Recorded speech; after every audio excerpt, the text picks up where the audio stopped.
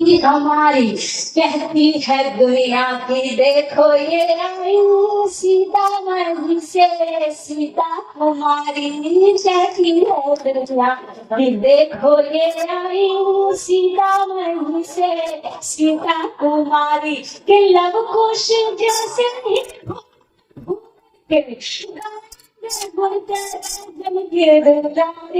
सबको बताएंगे धर्म का आया सबको बताएंगे बातें तुम्हारी। एक बार फिर से एक बार सीतामढ़ी के गाने बजाइए।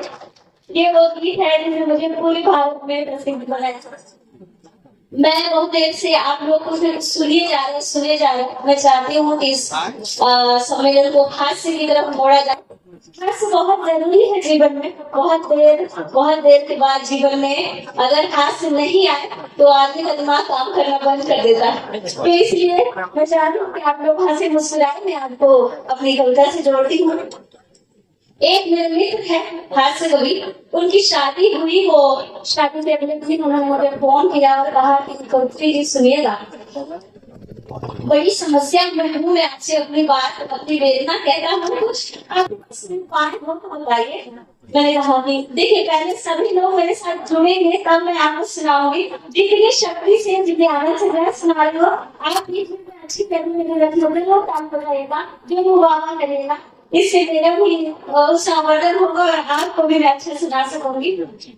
तो मेरे को कभी शादी भी करनी थी, उन्होंने कॉल किया और मुझे कहा कि कवित्री जी बड़ी परेशानी में हूँ, मेरी परेशानी का हल बताइए। मैंने कहा क्या हुआ बताइए।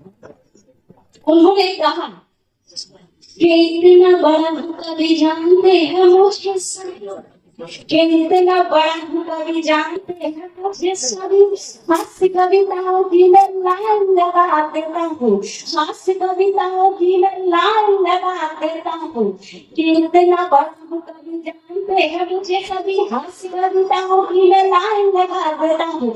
पढ़ता नहीं हूँ कभी छंद वाले फंद में, पढ़ता नहीं हूँ कभी छंद वाले फंद में, सबके हृदय में हास्य बात जमा देता हूँ, सबके हृदय में हास्य बात जमा देता हूँ। तो मेरे साथ क्या हुआ कि कल मेरी शादी हुई, घर मेरे बीवी आई, कि कल मेरी शादी हुई, घर मेरे बीवी, मैंने सोचा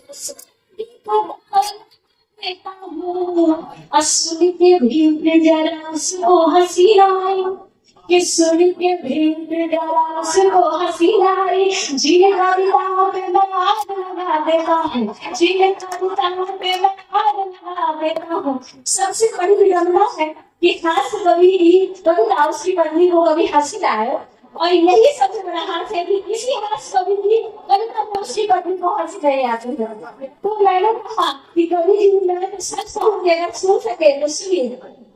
उन्हें कहा कहिए कि पक गए बाल से उम्र में शादी हुई, कि पक गए बाल ऐसी उम्र में शादी हुई, अपने विवाह को न दाव पे लगाइए, अपने विवाह को न दाव पे लगाइए।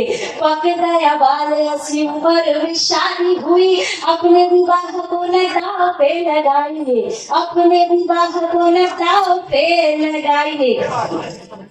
और सुनिएगा एक मिनट, अपने विवाह को दाव पे लगाइए कि अब तक जीने चुटकुलों से पकाते रहे, अब तक जीने चुटकुलों से पकाते रहे। चोरी वाले ऐसे चुटकुले न सुनाइए, चोरी वाले ऐसे चुटकुले न सुनाइए कि अपने गलियां नहीं उलट उलट दिया। क्या शादी क्या कन्या बोलती और पति सुनते हैं कि अपने गलियां नहीं उलट उलट दिया, उनसे ही और इतनी गनीमत है बीवी रात भागी नहीं, इतनी गनीमत है बीवी रात भागी नहीं। पहली रात को खेलने मनाइए, पहली रात को खेलने मनाइए। मुझे लगता है कि आपको बात पहुंची है, मुझे पता चले कि आपको बात पहुंची। मैं कभी किसी कविता को हंस पढ़ने नहीं देखा होगा। ये बिहार का गौरव है और उससे भी बड़ी बात है सीतामढ़ी की मैं बेटी हूँ, पूरा बिहार की इकलौती हास्य कवित्री भी हो गई।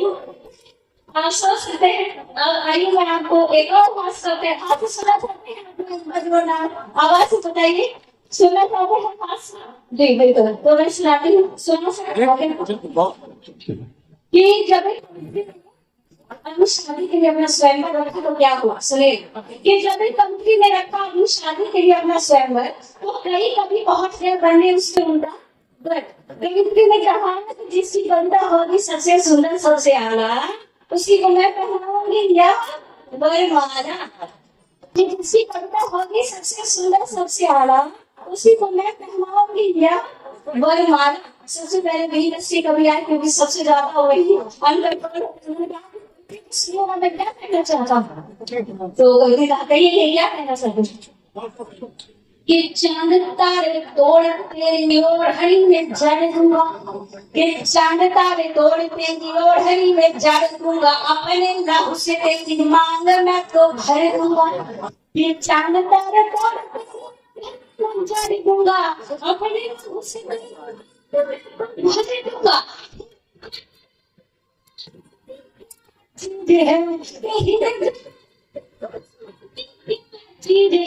कि मैं तो तेरी चरणों चाहिए तो भर दूंगा,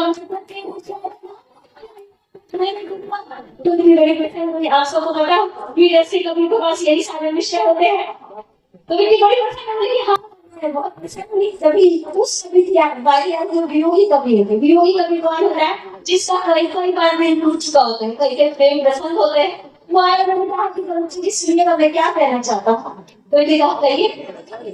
तुझे राधा भी समझूंगा, तुझे सी अंग्रेजी दवाओं के थोक विक्रेता लाला ड्रग्स एजेंसी, परिहार हाई स्कूल के सामने गली में, आंगनवाड़ी कार्यालय के सामने, प्रोपराइटर रेजा उल्लाह पत्रकार।